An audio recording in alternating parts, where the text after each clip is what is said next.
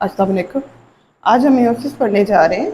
Meiosis cell division की एक ऐसी टाइप है जो माइटोसिस से डिफरेंट होती है। अब वो किस किस हवाले से डिफरेंट है ये अभी हम इस सोजन में डिस्कस करेंगे। सबसे पहले तो मियोसिस की डेफिनेशन लेंगे। It is type of cell division in which number of chromosome reduce to half, यानी पेरेंट सेल के अंदर जितना नंबर ऑफ क्रोमोसोम होता है डॉटर सेल में उससे रिड्यूस होकर हाफ हो जाता है। इस बिना पर इस डिवीजन को रिडक्शन डिवीजन भी कहा जाता है। अक्रेंस लेंगे हम इसकी, किन में होती है मियोटिक डिवीजन और मियोसिस कहाँ होगी। ये हमेशा डिप्लॉइड सेल के अंदर होती है। हैप्लॉइड सेल के अंदर मियोसिस नहीं होती, डिप्लॉइड सेल में होती है। और दूसरी चीज, इससे प्रोड्यूस होने वाले जो डॉटर सेल होते हैं वो हमेशा हैप्लॉइड होते हैं, यानी होगी ये हमेशा डिप्लॉइड में और प्रोड्यूस करेगी हमेशा हैप्लॉइड सेल। और जो डिप्लॉइड सेल है ये पेरेंटल सेल होता है, इससे प्रोड्यूस होने वाले जो 4 डॉटर सेल होंगे वो हैप्लॉइड सेल होंगे। एक और चीज जो मियोसिस को यूनिक बनाती है, यहाँ हम सिंपली नंबर ऑफ क्रोमोसोम जो है वो उसको कंसिडर नहीं करेंगे, बल्कि इसमें क्रोमोसोम से हम पेयर जन्म लेंगे जिन्हें होमोलोगस क्रोमोसोम पेयर कहा जाता है। अब अक्रेंस में एक चीज तो ये है कि डिप्लॉइड सेल में होगी और हैप्लॉइड सेल प्रोड्यूस करेगी। फिर होती किन में है? ये प्लांट्स के अंदर हो सकती है at the time of sporulation. Plants में स्पोरुलेशन और स्पोर फॉर्मेशन जो है उस टाइम पे होती है। जबकि अगर हम बात करें एनिमल्स की, तो एनिमल्स में मियोसिस कब होती है? जब गैमीट्स की फॉर्मेशन। एनिमल्स में at the time of gamete formation ये वाली सेल डिवीजन होगी, जिससे रिडक्शन डिवीजन और मियोटिक डिवीजन जो है वो तो गैमेट्स बनाने हो तब भी मियोसिस होगी, स्पोर से फॉर्मेशन हो तब भी मियोसिस होगी। अब मियोसिस की हम दो जो है इसमें कह लें कि सब डिवीजन जो है वो लेते हैं। 2 स्टेजेस के अंदर ये कंप्लीट होती है। पहली स्टेज को मियोसिस 1 कहा जाता है, दूसरी स्टेज को मियोसिस 2 कहा जाता है। मियोसिस 1 की हम आगे डिटेल आज जो है ना डिस्कस करेंगे। मियोसिस 1 को रिडक्शन डिवीजन कहते हैं। क्यों? क्योंकि इसमें नंबर ऑफ क्रोमोसोम रिड्यूस होकर हाफ रह जाने हैं। अब मियोसिस 1 की फर्दर जो है हम सब फेजेस लेंगे। अब चूंकि ये मियोसिस 1 है तो मियोसिस 1 की हर एक फेज के साथ हमने 1 का इजाफा करना है। लाइक माइटोसिस के अंदर प्रोफेज थी तो इसमें प्रोफेज 1 होगी और मियोसिस 2 की जो प्रोफेज होगी वो प्रोफेज 2 कहलाएगी। ऐसे ही मेटाफेज की बात करें तो अकेला मेटाफेज है तो वो माइटोसिस में होगा, मेटाफेज 1 है तो ये मियोसिस 1 में होगा और मेटाफेज 2 है तो ये मियोसिस 2 के अंदर होगा। तो प्रोफेज 1 जो है इसकी डिटेल लेते हैं। प्रोफेज 1 सबसे प्रोलॉन्ग जन फेज है, यानी मियोसिस में सबसे जो लंबी फेज होती है वो प्रोफेज 1 है, क्योंकि इसी के अंदर ही क्रॉसिंग ओवर होनी है, यहीं पे ही पेयरिंग होनी है, यहीं पे ही बाइवेलेंट की फॉर्मेशन होगी, टेट्राइड की फॉर्मेशन होगी और जो होमोलोगस क्रोमोसोम पेयर्स हैं उनकी फॉर्मेशन भी इसी फेज के अंदर होती है। प्रोफेज 1 के अंदर G2 जो है इसकी लैकिंग है, G2 फेज इसके इंटरफेज में नहीं पाई जाती। अब प्रोफेज 1 को भी फर्दर जो है सब फेज में डिवाइड किया गया है, जिन्हें बिलतरतीब लेप्टोटीन, जाइगोटीन, पैकेटीन, डिप्लोटीन और डायकाइनेसिस कहा जाता है। देखेंगे इनमें होता क्या है। यहाँ प्रोफेज 1 जो है इसमें जो मेन इवेंट्स होने हैं वो कौन कौन से? होमोलोगस क्रोमोसोम पेयर बनने, क्रॉसिंग ओवर का फिनोमेना जो है ना वो होना है। तो देखेंगे जी लेप्टोटीन के अंदर क्या क्या चेंजेस आती हैं। यहाँ पे सबसे पहले तो क्रोमोसोम्स, जिन्हें हम क्रोमोसोम से होमोलोगस पेयर कहेंगे, ये क्रोमोसोम क्या बना रहे हैं? होमोलोगस पेयर्स बना रहे हैं कुछ इस तरह से। और ये pairs they come close to each other, come close to each other, यानी जो पेयर जिसने सेगमेंट एक्सचेंज करने हैं they come close to each other, एक दूसरे के ये करीब जो है ना वो आ जाते हैं। अच्छा, करीब आने के बाद जो है इन्होंने अगला काम जो है ना वो क्या करना है? कंडेंस जो है ना वो हो जाना है, थिक हो जाना है, मोटे जो है ना वो हो जाना है। और ये लेप्टोटीन के अंदर जो है पेयर ने अपना डिस्टेंस जो है इसको रिड्यूस कर लेना है, एक दूसरे की तरफ अट्रैक्टेड हो जाना है। सेकेंड फेज जो है ये जाइगोटीन की फेज कहलाती है। इसमें क्या होगा, इसमें डिस्टेंस और रिड्यूस हो जाएगा, distance between homologous pair is reduce, और इसमें बड़ी स्पेसिफिक किस्म की जो है पेयरिंग शुरू होती है। पेयरिंग स्टार्ट हो रही है और जिन पॉइंट्स पे पेयरिंग स्टार्ट होती है उसको क्या कहते हैं, क्याजमेटा कहते हैं।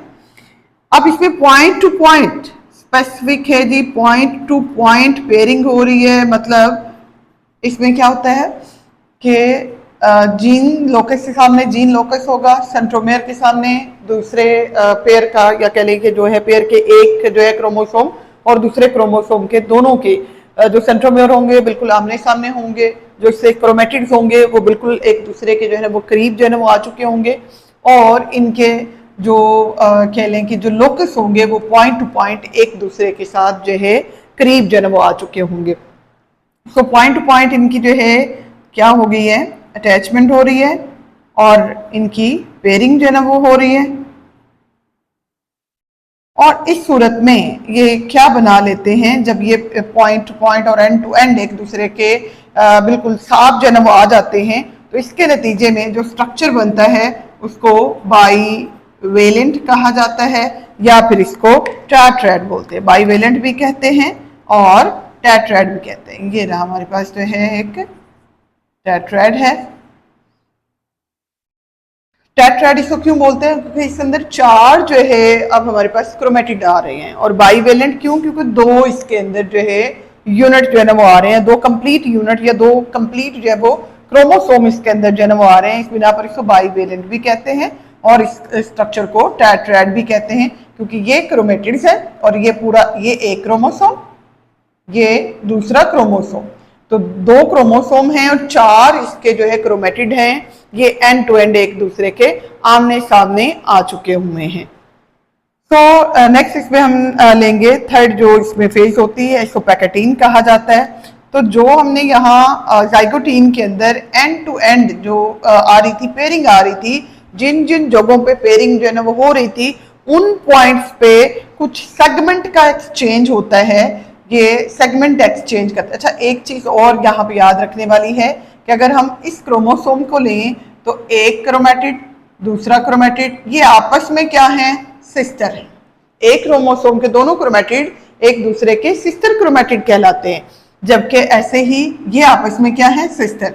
बट अगर हम इसमें जो है ना ये देखें कि इस क्रोमोसोम का ये क्रोमेटिड और इस क्रोमोसोम का ये क्रोमेटिड, ये आपस में क्या है, नॉन सिस्टर है। तो जो पेयरिंग होनी है वो पेयरिंग भी अक्सर कहाँ होती है, पेयरिंग होती है बिटवीन नॉन सिस्टर क्रोमेटिड्स। ये आपस में क्या है, दोनों नॉन सिस्टर क्रोमेटिड है। और जो सेगमेंट का एक्सचेंज होना है वो सेगमेंट एक्सचेंज भी कहाँ पे होता है, बिटवीन नॉन सिस्टर क्रोमेटिड्स। सो पैकेटीन के अंदर जो मेन इवेंट है वो है क्रॉसिंग ओवर। यहाँ पे क्रॉसिंग ओवर होनी है, सेगमेंट का एक्सचेंज होना है। और एक्सचेंज कहाँ पे है, ये क्याजमेटा जहाँ पे बना हुआ है, जहाँ पे साइनेप्स जो है ना वो बना हुआ है, उस पॉइंट पे जो है सेगमेंट एक्सचेंज होगा। अब सेगमेंट एक्सचेंज होकर ये देखिए कि रेड वाला जो है इसका एक सेगमेंट इधर चला गया है और इसका ग्रीन का एक सेगमेंट इधर जो है वो आ चुका है, सेम ऐसे। अब ये एक से ज्यादा जगहों पे इस तरह से सेगमेंट का एक्सचेंज हो सकता है, एक जगह पे भी हो सकता है, एक से ज्यादा जगहों पे भी हो सकता है। और ये वो पॉइंट है, ये वो चीज है जिसने क्या करना है, गैमीट्स को एक दूसरे से डिफरेंट बना देना है। और उन गैमीट्स के नतीजे में जो बच्चे पैदा होते हैं वो एक दूसरे से मुख्तलिफ होते हैं। एक ही वालदैन की औलादें, जो बहन भाई हैं वो भी एक दूसरे से मुख्तलिफ हैं, क्योंकि उनके वालदैन तो एक हैं, लेकिन वालदैन में हर एक बच्चे को पैदा करते समय जो है गैमीट्स बनाते समय क्या था, जो मियोसिस हो रही थी उसमें क्रॉसिंग ओवर हर एक की दफा जो है डिफरेंट, हर गैमीट के अंदर ये डिफरेंट वे से जो है क्या होती है, क्रॉसिंग ओवर होती है और इसके नतीजे सेगमेंट एक्सचेंज हो चुके। सेगमेंट एक्सचेंज हो जाने के बाद, रीशफलिंग हो जाने के बाद जो रिकॉम्बिनेंट्स बनते हैं, ये देखिए यहाँ पे ये हम देख रहे हैं कि सेगमेंट जो है वो एक्सचेंज होने के बाद जो कंडीशन होती है वो पहले वाली कंडीशन से डिफरेंट जो है वो हो जाती है। अब इसके बाद क्या होता है कि जो ये पेयरिंग थी, जो क्रॉसिंग ओवर थी, जो सेगमेंट एक्सचेंज था, ये मुकम्मल हो जाने के बाद ये जो पेयर है इसके दोनों जो क्रोमोसोम्स होंगे एक दूसरे को रिपेल करना शुरू कर देते हैं, बिल्कुल जो है पुराने जोड़ों की तरह, मियाँ बीवी की तरह, जैसे जो है ना पुराने हो जाते हैं, शादी पुरानी हो जाती है, एक दूसरे को धकेलना शुरू कर देते हैं, एक दूसरे को दफा करना शुरू कर देते हैं। इन्होंने भी एक दूसरे को यहाँ पे रिपेल करना शुरू कर देना है। अब इसमें इवेंट क्या होगा? होमोलोगस क्रोमोसोम्स स्टार्ट सेपरेशन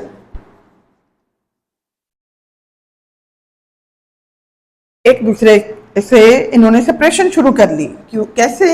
ये रिपेल करना शुरू हो चुके हैं, रिपेल ईच अदर, लेकिन अभी भी ये एक दूसरे के साथ जुड़े हुए हैं। रिपेल करना शुरू कर दिया, एक दूसरे को धकेलना शुरू कर दिया है, लेकिन अभी भी कुछ पॉइंट्स पे ये एक दूसरे के साथ जुड़े हुए हैं। जबकि डायकाइनेसिस के अंदर जो है ना वो क्या है, ये जो रिपल्शन थी, ये जो एक दूसरे को धकेलना था, एक दूसरे को जो दफा करना था, ये मुकम्मल हो जाएगा। यानी एक्चुअली यहाँ पे सेपरेशन कंप्लीट हो जाती है। जो सेगमेंट एक्सचेंज था हो चुका, उसके बाद जो है इन्होंने एक दूसरे से अलग जो है वो होना है, तो सेपरेशन कंप्लीट होती है जो शुरू हुई है पिछले स्टेप के अंदर।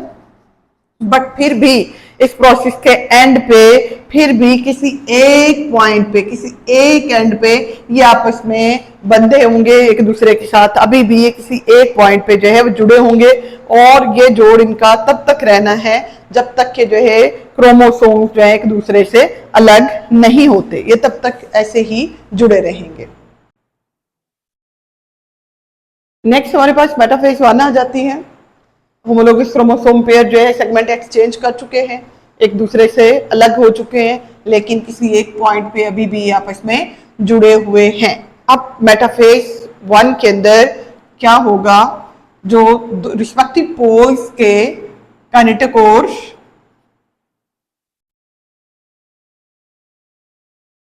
माइक्रोट्यूब्यूल होंगे,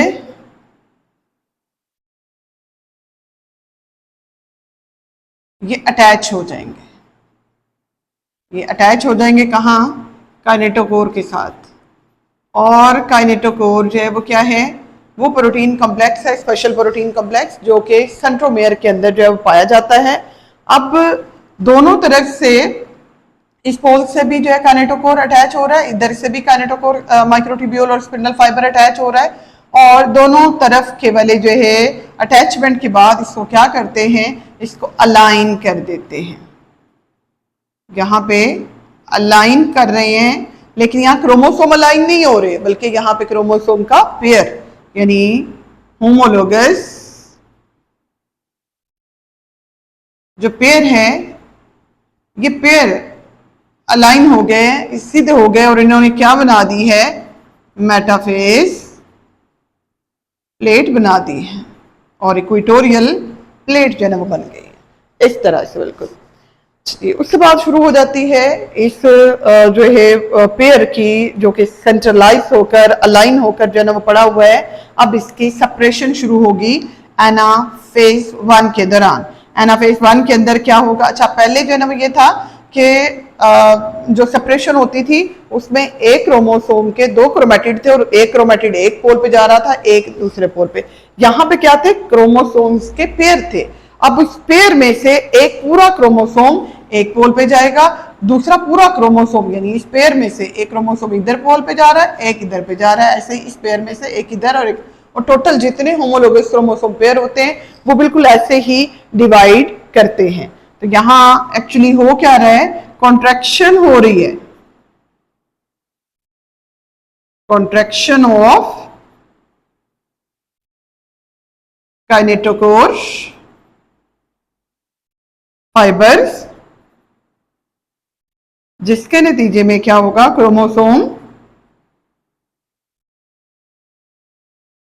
क्रोमोसोम से जो पेयर हैं जो किसी एक पॉइंट पे स्टिल जुड़े हुए थे, वो जंक्शन, वो जोड़ भी उनका क्या होता है, वो टूट जाता है, खत्म हो जाता है वो जोड़, और क्रोमोसोम जो है ये मूव करते हैं,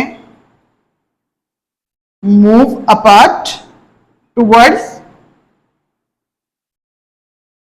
पोल, इनके रिस्पेक्टिव पोल्स की तरफ इन्होंने मूव करना शुरू कर दिया।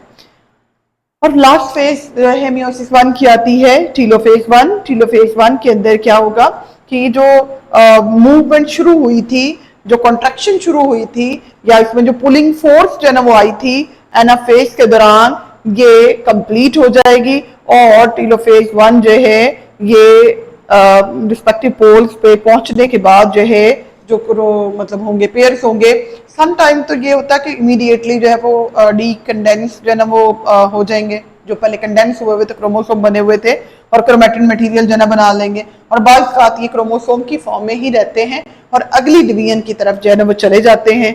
तो ये टीलोफेज के एंड पे जो है ना वो क्या होता है, एक ही सेल के अंदर 2 न्यूक्लियाई जो है इनकी फॉर्मेशन जो है ना वो हो जाती है, और इसमें न्यूक्लियोलस जो है ना वो पहले लेंगे हम, न्यूक्लियोलस रीअपेयर होता है,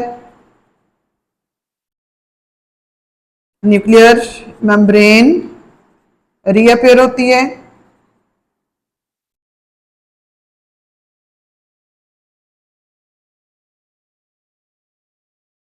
और एट द एंड इसमें जो है जो 2 न्यूक्लियस जो बन चुके हुए हैं वो प्रॉपर वे में जो है वो खुल जाते हैं, उसका क्रोमेटिन मटेरियल जो है ना वो खुल जाता है, उसके अंदर मौजूद क्रोमोसोम्स जो होते हैं वो डीकंडेंस हो जाता है, और सम टाइम ये इसी स्टेज पे यानी बिना खुले ही अगली फेज की तरफ जो है ना मूव कर जाते हैं, जिसको मियोसिस 2 कहा जाता है।